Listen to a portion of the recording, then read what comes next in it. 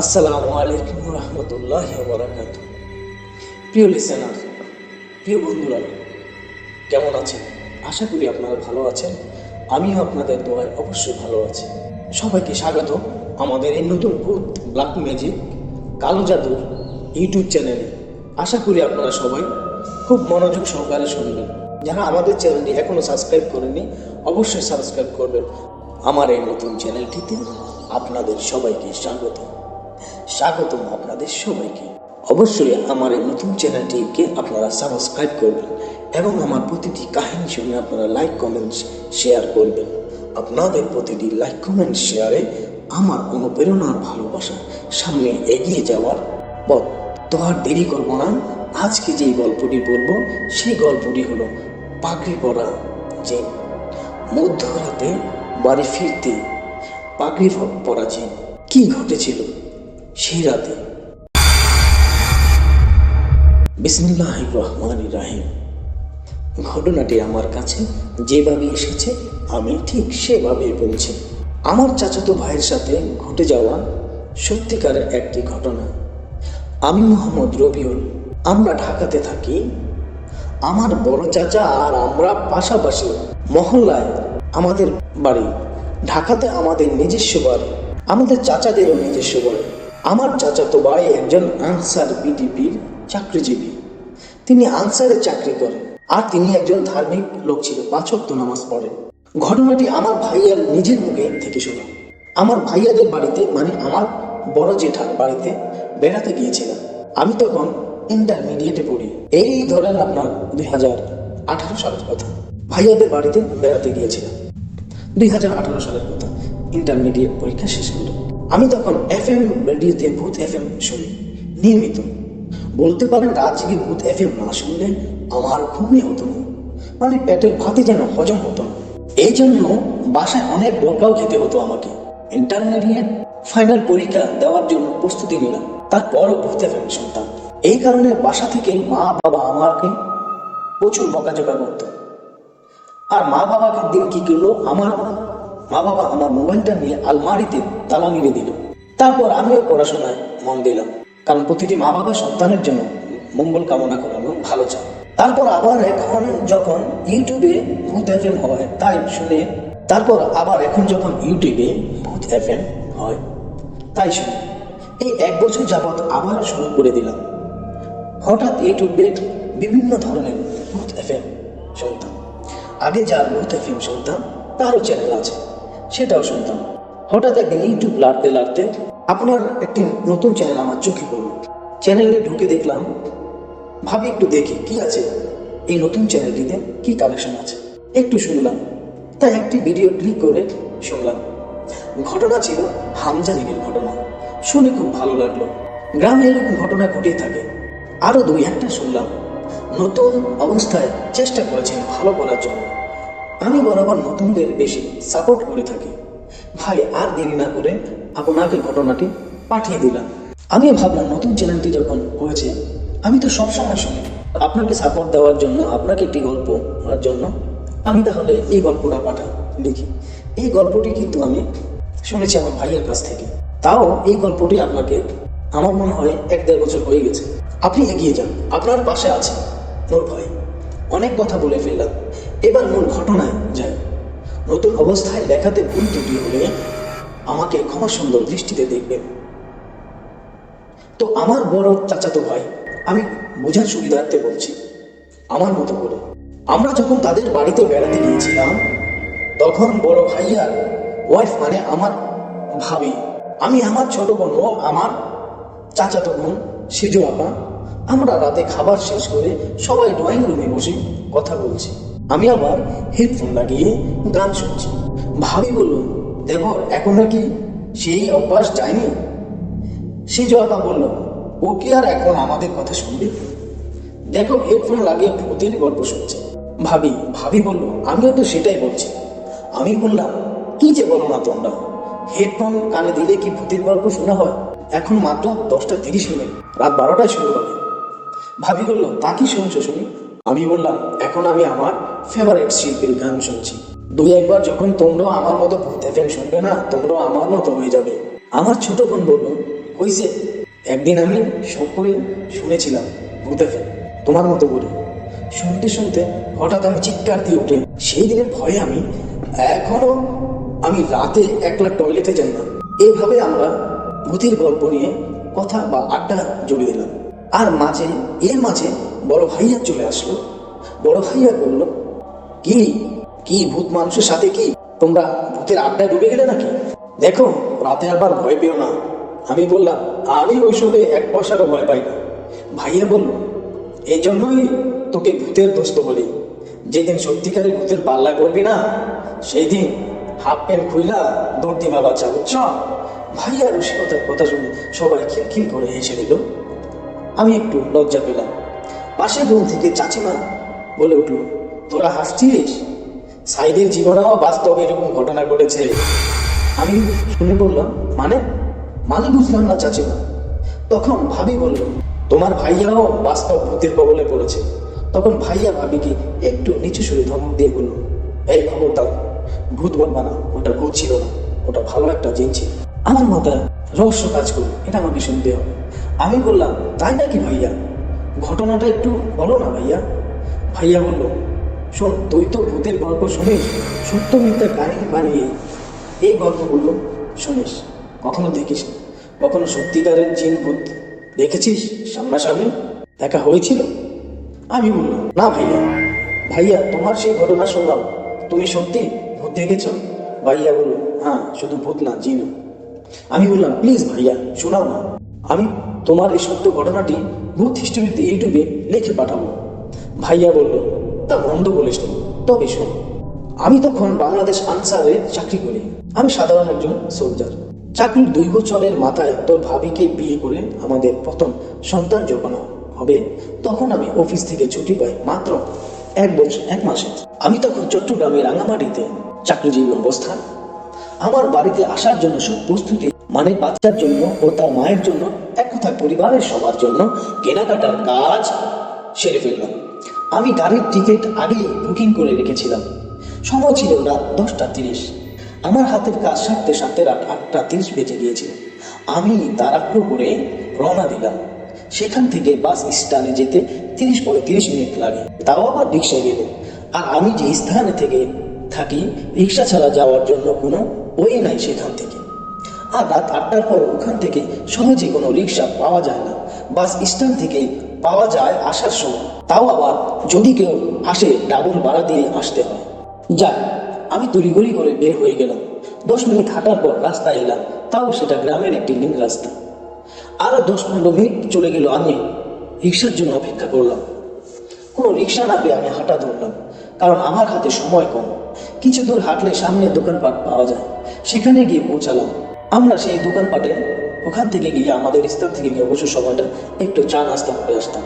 সব দোকানপাট আমি যেয়ে দেখি বন্ধ। একটা দোকান খোলা পেলাম, সেও আবার দোকান বন্ধ করে দিচ্ছে। আমাকে দোকানদার চিনে সে জিজ্ঞেস করল, ভাই কি ঢাকায় যাচ্ছেন? আমি তার সাথে কথা বললাম।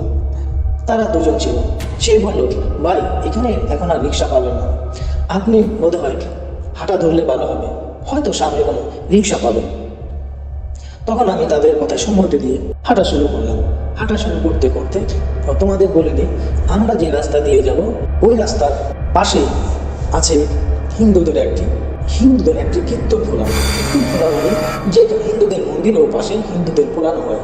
আমি অতটা খেয়াল করি না। তো সামনে হাঁটতে হাঁটতে হাঁটতে তখন আমি দেখলাম একটি রিক্সা সেখানে দাঁড়িয়ে আছে। তো আমি তাকে জিজ্ঞেস করলাম, এই রিক্সা যাবেন নাকি? তখন সে বলল, যাব। কোথায় যাবেন আপনি? তখন আমি বললাম, আমি বাস স্ট্যান্ডে যাব, আমার সময় কম, আমাকে কি একটু পৌঁছে দিতে পারবেন? তখন সে বলল, হ্যাঁ, আপনার জন্যই তো অপেক্ষা করছি। লোকটি একটু বৃদ্ধ বয়সে ছিল। তাই বললাম, আমার জন্য? লোকটি বলল, ওই আর কি, বসে ছিলাম, ভাবলাম চলে যাব, আপনি আসলেন, একটা টিপ পেলে তো ভালো হতো, সারাদিন তেমন একটা ভাড়া মারতে পারি না। আমি বললাম, আচ্ছা চলো।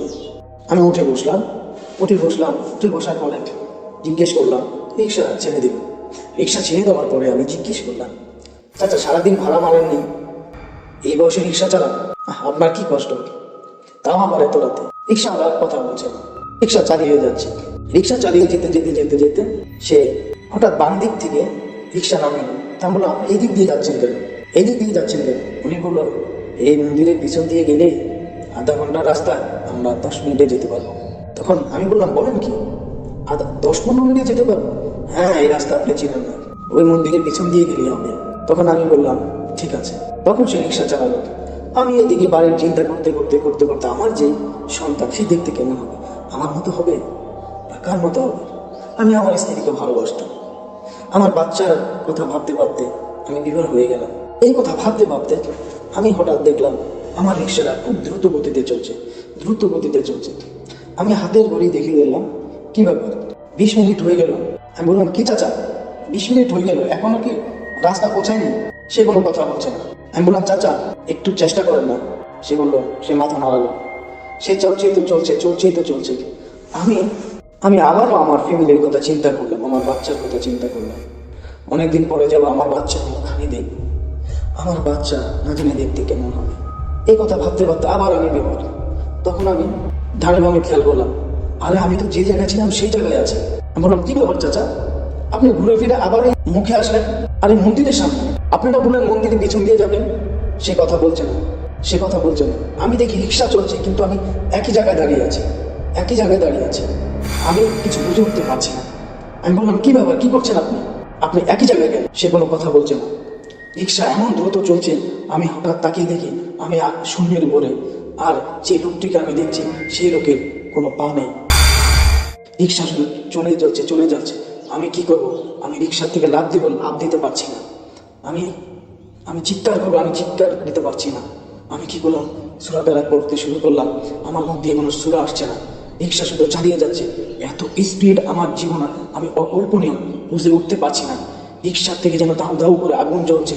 তার শরীর থেকে ওর সরে গেল, তার সমস্ত শরীরে পচা দুর্গন্ধ বেরোচ্ছে। আমি আল্লাহ আল্লাহ করছি, আল্লাহ আল্লাহ করছি। হঠাৎ দেখলাম দূর থেকে একটা আলোর মতো কি যেন হেঁটে আসছে। হেঁটে আসতে আসতে আসতে আসতে যখন সামনে আসলো, তখন রিক্সাটা থুপুর করে থমকে দাঁড়িয়ে গেল। একটা চিৎকার দিয়ে উধাও হয়ে গেল।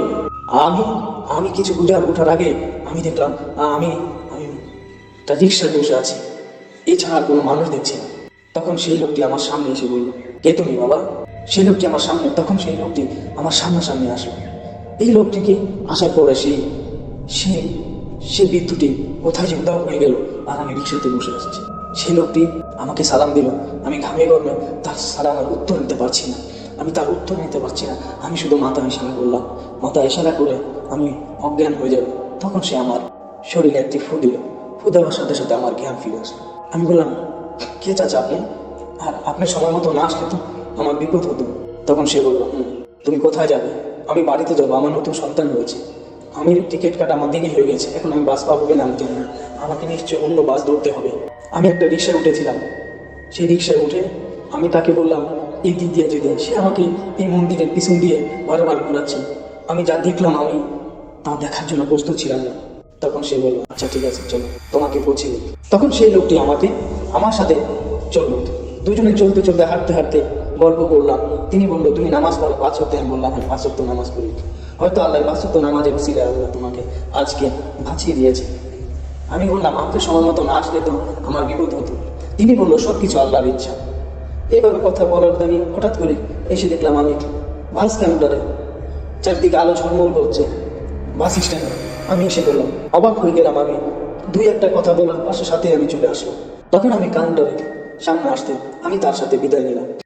আমি কাউন্টারে গেলাম। তা আমার দিকে একটি লোক দাঁড়িয়েছিল। কাউন্টারে 2টা লোক দাঁড়িয়েছিল ওপর পাশে মার্কেটের আলো। সে আমাকে বললো, ভাই কোথায় যাবে? আমি বললাম, ভাই আমি বাস ধরেছিলাম, টিকিট কেটেছিলাম। টিকিট কেটে আমি আসছিলাম, কিন্তু আমি টিকিট মিস্টেক করে ফেলেছি আপনাদের এই বাস কাউন্টারে। তখন তারা বললো, ঠিক আছে ভাই, আপনি আরেকটা টিকিট কাটেন। তো আমি আরেকটা টিকিট কাটলাম। ওরা আমাকে 200-300 টাকা একটু স্যাক্রিফাইস করলো। আমি টিকিট কাটে বলবো। তখন আমাকে বললো, ভাই ওই বাস কাউন্টারটা, এই যিনি আপনার সুপারভাইজার, উনি আমার ব্যাগটা ধরে রিফান্ডকে বললো এটা উঠায় দাও। আর আমাকে বললো, ভাই কার সাথে কথা বললেন আপনি এই কাউন্টারে দাঁড়িয়ে? আমি বললাম, আমার সাথে একজন চাচা ছিল, আমি রাত হয়ে গিয়েছে তো আমাকে উনি এগিয়ে দিলেন। তখন উনি বললো, চাচা মানে আপনি যদি কি একা একা কথা বলছেন আর কারো বলছেন আসসালামু আলাইকুম, ভালো থাকেন, আসি, আপনাকে ধন্যবাদ। তাই বললাম, আপনি যদি দেখেন না, আমার সাথে একজন বৃদ্ধ লোক ছিলেন, পাগড়ি পরা, দেখতে খুবই সুন্দর, আর এত সুন্দর আপনাকে বলে বোঝাতে পারবো। তখন উনি বললো, ভাই আপনি কি মাথা ঠিক আছে? আপনি একা একা কথা বলছেন আর আপনি বলছেন আমি একটা লোক ছিল। তখন আমি ওনার দিকে তাকিয়ে থাকলাম, তাকিয়ে থেকে আমি চুপ করে বাসে উঠলাম। বাসে উঠার পর আমি একা একা ভাবলাম, কি ঘটলো আমার সাথে, কি হলো আমার সাথে? আমি যার সাথে কথা বললাম তিনি কি, কে তিনি? তারপর আমি বাসায় আসলাম। বাসায় এসে আমার বাচ্চাকে নিয়ে খুলে নিলাম। খুলে নেওয়ার সাথে সাথে আমার শরীর থেকে শুধু ঘাম ঝরছে, আমার জ্বর জ্বর হচ্ছে, আমার জ্বর এসে পড়েছে। তখন বললো, কি হয়েছে? আমার মা বাবা তো ভাবে চিন্তা করে গেল, আমাকে ডাক্তার আসলো, প্রেশার মাপলো, প্রেশার মাপি দেখলো আমার শরীর দুর্বল, আমাকে ওষুধ দিল। আমি রাতে ঘুমালাম। রাতে ঘুমিয়ে আমি স্বপ্নে দেখলাম সেই লোকটি আমাকে সালাম দিল, বাবা তুমি কি পৌঁছাতে পেরেছ? আশা করি পৌঁছাতে পেরেছ। তুমি যে লোকটিকে দেখেছিল সে কোনো লোক ছিল না। আজকে আমি সময় মতো না আসলে তোমাকে সে মেরে দিতাম। সবই আল্লাহর ইচ্ছা। তুমি ভালো থেকো। আমার কথাগুলো কখনো কারোর সাথে শেয়ার করবে না, এতে তোমারই মঙ্গল হবে। যাই হোক, পরের দিন সকালে উঠে আমার মা বাবা জিজ্ঞেস করেছিল কি হয়েছিল তো। তখন আমি সব ঘটনা তাদেরকে খুলে বলেছি। আমার মা আর বাবাকে শুকরিয়া আদায় করে বলবো, আল্লাহ তোকে বাঁচিয়ে দিয়েছে। নিশ্চয়ই আল্লাহর কোনো ফেরেশতা কোনো জিন তোকে পাঠিয়েছে। আমাদের সম্ভবত সেই লোকটি ভালো কোনো জিন হবে, তোর বিপদ দেখে তোকে বাঁচাতে এসেছে। তুই তো 5 ওয়াক্ত নামাজ পড়িস, আল্লাহকে ডাকিস, এই জন্য আল্লাহ তাআলা তোকে নিজে সাহায্য করেছে তোর এই ক্ষমতা শেষ করতে দেখার জন্য। আমি দোয়া করি ওই জিনটি যাতে আল্লাহ তাকে আরো অনেক হাত দান করো, আমরা দোয়া করি। তখন আমি একা একা চিন্তা করলাম, আসলে আল্লাহ কত বড় মহান। আল্লাহর ইবাদত যে করে খাস দিলে আল্লাহ তাকে সর্বদা সহযোগিতা করে।